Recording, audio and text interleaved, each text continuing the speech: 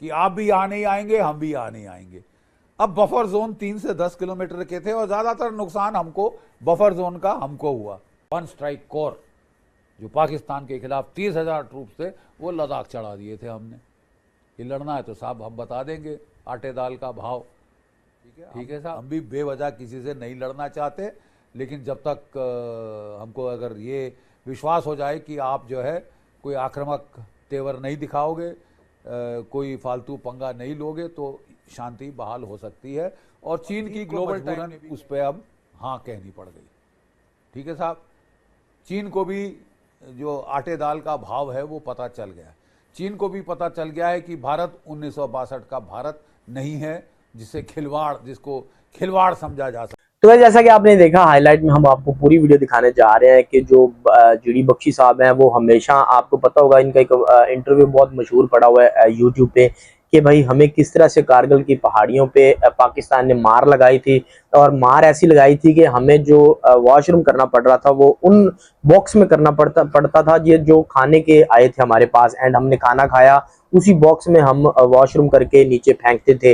And बहुत दिन तक जो है हम अपने बंकर्स में छुपे रहे, फिर बंकर से हमें उन्होंने धकेल के पीछे कर दिया। एंड आज जो है वो बातें कैसी की जाती हैं कि मतलब पाकिस्तान को हम ऐसे कर देंगे, पाकिस्तान पे हमला कर दो नहीं तो मैं अपनी कंट्री छोड़ के चला जाऊंगा। एक वीडियो में हमने रिएक्शन किया था, हमने दिखाया था कि जो ये जीडी बख्शी साहब है वो कह रहे थे कि भाई अगर गवर्नमेंट हमला नहीं करेगी पाकिस्तान पे तो मैं ये कंट्री छोड़ के चला जाऊंगा इंडिया। एंड आज मतलब ये चाइना के साथ मिलके, मतलब चाइना को अपना दोस्त बता रहे हैं कि चाइना हमारा दोस्त है। चाइना ने हमें कहा कि हम भी आप पीछे जाते हैं, आप भी पीछे जाएं। वैसे तो एक इन्होंने एग्रीमेंट जो किया था उसमें साफ साफ दिखाया जा रहा था कि चाइना के साथ इन्होंने एग्रीमेंट ये किया था कि आप पीछे चले जाएं, यानी आप पीछे चले जाएं का मतलब ये होता है कि आप हमारी टेरिटरी में हैं, आप के साथ मुआहिदा हो गया, हम तो यहाँ से पीछे चले जाएंगे बट आप यहाँ से पीछे चले जाएं। इट मीन्स के गोदी मीडिया एंड मोदी जो थे वो छुपा रहे थे कि चाइना हमारी कंट्री में, हमारी टेरिटरी में नहीं बैठा हुआ, वो अपनी टेरिटरी में बैठा हुआ है। बट 5-6 साल से अपनी आवाम को बुद्धू बना रहे थे, जो अंदर की सैटेलाइट तस्वीरें थी उनको भी छुपाते थे, उनको भी बोलते थे कि ये झूठ है, गलत है। बट आज जो है वो, उस दिन हमने एक वीडियो पे रिएक्ट किया था जिसमें हमने दिखाया था कि भाई एग्रीमेंट का मतलब ये होता है कि भाई चाइना आप पीछे चले जाओ। तो वो बेनकाब हो गया, एक्सपोज हो गई थी गोदी मीडिया एंड मोदी जो है वो। तो हम देखने वाले हैं कि भाई जो पूरी वीडियो के भाई क्या कहते हैं जीडी बख्शी साहब। तो बिना देरी के इस वीडियो को देखते हैं। उससे पहले रिक्वेस्ट है, अगर आपने वीडियो कर दे लाइक एंड चैनल पे पहली बार है चैनल को सब्सक्राइब करके हमारे साथ जुड़ जाएं। वीडियो देखते हैं उसके बाद बात करते हैं। इनके बीच एक महत्वपूर्ण एग्रीमेंट साइन हुआ है जिसके तहत दोनों देशों ने अपने पेट्रोलिंग के जो राइट्स हैं वो जो 2020 के गफलत के बाद जो बंद हो गए थे वो फिर से पेट्रोलिंग राइट्स रीओपन कर लिए हैं और वहां अपनी जो फोर्सेस एक्सरसाइज कर रहे थे, लेकिन वो चढ़ के आ गया और उसने बड़ी एक पेचीदा हालात वहां पैदा कर दी। और भारत ने भी वीर साहब ईंट का जवाब पत्थर से दिया, जैसे को तैसा जवाब दिया। और man for man, gun for gun, tank for tank, हमने जो चीन जो 50,000 फौजें लेकर चढ़ा आया था उनको मैच किया लद्दाख के अंदर। और फिर गलवान में सब जानते हैं कैसे क्लैश हुआ था। हमारे कोई एक कर्नल और टोटल 20 जवान हमारे वहाँ शहीद हुए थे। कह रहे हैं चीन के 46-48 तक मारे गए थे, एक अंदाज तो 100 के ऊपर का है। चीन तो कह रहा है कि केवल 5 मरे, झूठ बोल रहा है। लेकिन बात बड़ी है कि चीन को भी लेने के देने पड़ गए। और उसके बाद भारत ने काउंटर इंट्रूजन की कैलाश रेंज पर, चुशूल के इलाके में, और चीन के ठंडे पसीने साहब निकल आए। और फिर बहुत कोशिश की गई कि डी एस्केलेट किया जाए। और जो हमारी टॉक्स हुई 2021 में, उसमें बफर जोन बनाए गए। झड़पें हो रही थी साहब, पोंगोंग सो नॉर्थ साउथ में झड़पें हो रही थी, आपकी गलवान में, और फिर झड़पें हुई हमारी कैलाश रेंज के ऊपर जिसमें कि हम हावी रहे। तो चीन भी साहब अब उसको भी समझ आ गया कि अब दाल नहीं गलेगी साहब, ये वो 1962 का भारत नहीं है। तो बफर जोन बनाए गए पहले कि साहब तुम भी यहाँ नहीं आओ, हम भी यहाँ नहीं आएंगे। बेसिक प्रॉब्लम क्या है? प्रॉब्लम टेरिटरी की ज्यादा नहीं है साहब, प्रॉब्लम है पेट्रोलिंग राइट्स।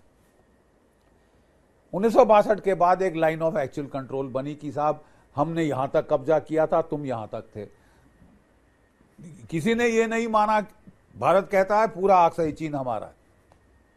चीन अपने क्लेम कर रहा है। तो किसी ने ये नहीं माना कि साहब ये टेरिटरी हमारी है उसकी, कि साहब ये लाइन ऑफ एक्चुअल कंट्रोल, असली में कंट्रोल किसका कहाँ तक है।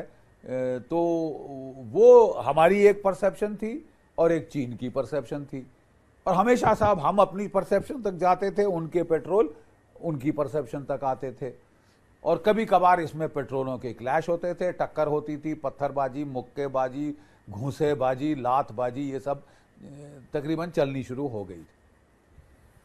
तो इसके चलते साहब वो कोशिश की गई कि हम डी एस्केलेट करें। डी एस्केलेट तो दरकनार उन्होंने साहब पहले सिक्किम में, फिर अरुणाचल प्रदेश में, दोनों जगह गफलत शुरू करी। 90,000 50,000 फौज लेके लद्दाख में आए थे, 90,000 सिक्किम और अरुणाचल प्रदेश के लिए आए, वहां भी उनको साहब ईंट का जवाब पत्थर से मिला। तो बीच में फैसला किया गया 2021 में, जैसे मैं बता रहा था, कि बफर जोन बने, कि आप भी यहां नहीं आएंगे, हम भी यहां नहीं आएंगे। अब बफर जोन 3 से 10 किलोमीटर के थे, और ज्यादातर नुकसान हमको बफर जोन का हमको हुआ।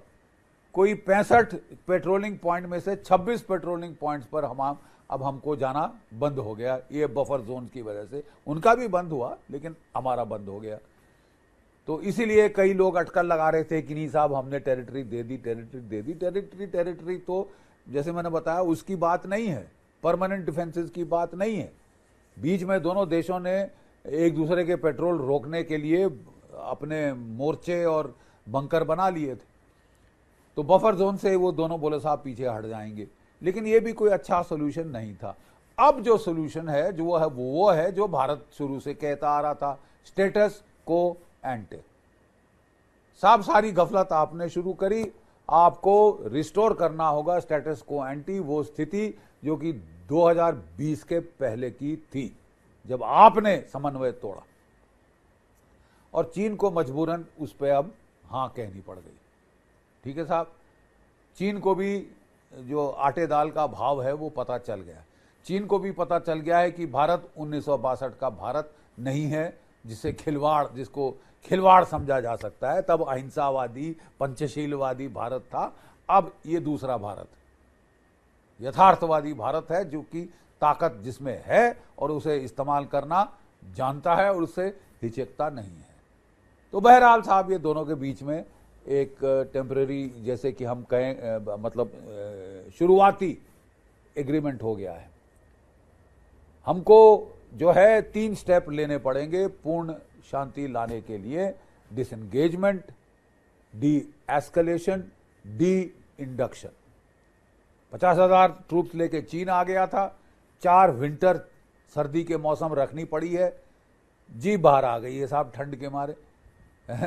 90,000 ले आया अरुणाचल प्रदेश, वहाँ सब रखने पड़े विंटर में, क्योंकि हम तो नहीं हटते विंटर में पीछे साहब। हमको तो आदत 47 से है इन पहाड़ों में लड़ने की, तो हमारे तो ट्रूप्स ले लेते, इनके ट्रूप्स की खाट खड़ी हो गई। तो इसके चलते साहब अब वो चीन को भी अकल आ गई है कि साहब मेरी जो मेन स्ट्रेटेजिक डायरेक्शन है वो है ताइवान की तरफ। एग्रीमेंट साइन, मतलब जीडी बख्शी साहब जो हैं वो उनके मुंह से निकलता है कि एग्रीमेंट साइन हुआ। एग्रीमेंट साइन करने का मतलब होता है कि आप पीछे चले गए, हम भी पीछे जा रहे हैं। तो उसके बाद आप ये कहें कि भाई उनको हमने मुंह तोड़ जवाब दिया, उनको ईंट का जवाब पत्थर से दिया, उनको पीछे भगा दिया, तो ये क्या बात होती है? क्या मतलब आपने एग्रीमेंट जो साइन किया, इसका मतलब ये होता है ना, बैठ के फरकीन जो होते हैं वो एग्रीमेंट करते हैं कि आप पीछे जाएंगे आराम से, मोहब्बत के साथ। बट फिर भी ये इनकी जो होती है ना, मतलब ये हरकतें होती हैं, ये इससे बाज नहीं आते। 62 का वाकया आपको पता ही होगा, जब चाइना ने मार लगाई थी और उन्होंने अक्साई चीन वगैरह और लद्दाख का काफी सारा एरिया इनसे कैप्चर कर लिया था। एंड इनकी बातें हमेशा यही होती हैं कि भाई 62 का हम अब वो नहीं है, 62 वाले नहीं है, अब हम मतलब हम बहुत बड़ी वो हो गया, इकोनॉमी हो गया, बहुत बड़ी आर्मी रखते हैं। तो मैं भी इनको बता दूं, आप लोग भी कमेंट करके ये जरूर बताना कि भाई जो है, मतलब आपके कमेंट सबको पता चलना चाहिए कि भाई चाइना भी तो 62 वाला नहीं है ना, मतलब चाइना भी तो 62 वाला नहीं है ना। चाइना को आज देखो ना, उसकी मतलब 17 ट्रिलियन US डॉलर, और आपकी जो है वो 3,000 अभी, मतलब 3 ट्रिलियन डॉलर नहीं हुई, ठीक है।